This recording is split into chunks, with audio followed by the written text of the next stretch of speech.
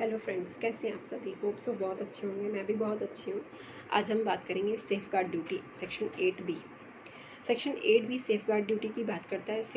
Safe guard duty के लिए कुछ कंडीशंस होती हैं, कितने ईयर के लिए ये फोर्सेबल होता है, ठीक है। और सेफ गार्ड ड्यूटी किन किन पर नहीं लगती है और सेफ गार्ड ड्यूटी क्यों लगती है। Safeguard duty is impose to protect domestic market where increased imports have caused और threaten to cause serious injury to domestic industry. यानी मतलब उससे नुकसान होता है डोमेस्टिक इंडस्ट्री को, तब हम सेफ गार्ड ड्यूटी लगाते हैं। Serious injury means an injury causing significant overall impairment in the position of a domestic industry.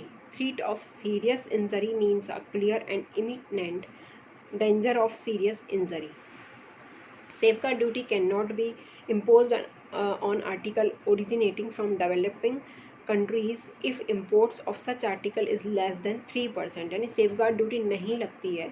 इसमें पूछा जाता है कि सेफगार्ड ड्यूटी कब कब नहीं लगती है। सेफगार्ड ड्यूटी अगर नहीं लगती है जब हम डेवलपिंग कंट्री से आर्टिकल लेके आते हैं, वो 3% of the total import of that article into India, और aggregate 9% if more than one developing country से हम उसको इम्पोर्ट करके आते हैं, तो उन पर सेफ गार्ड ड्यूटी नहीं लगती है।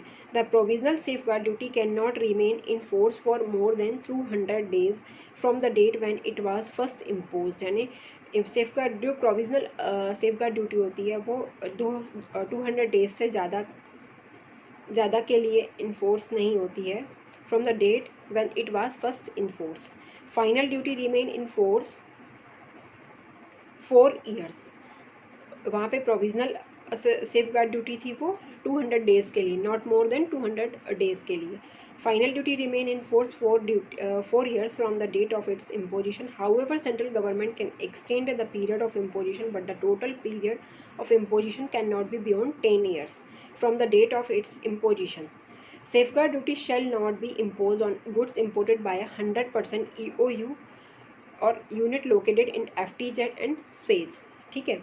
Non imposition of safeguard duty. The safeguard duty shall not apply to articles imported by a 100% EOU or unit in a SAYS specifically made applicable in such notification or imposition as the unless specifically made applicable in such notification or imposition as the case may be, or the article imported is either cleared as such into DTA or used in the manufacture of any goods that are cleared into DTA, and in such cases safeguard duty shall be levied on that portion of the article so cleared or so used as was leviable when it was imported into India.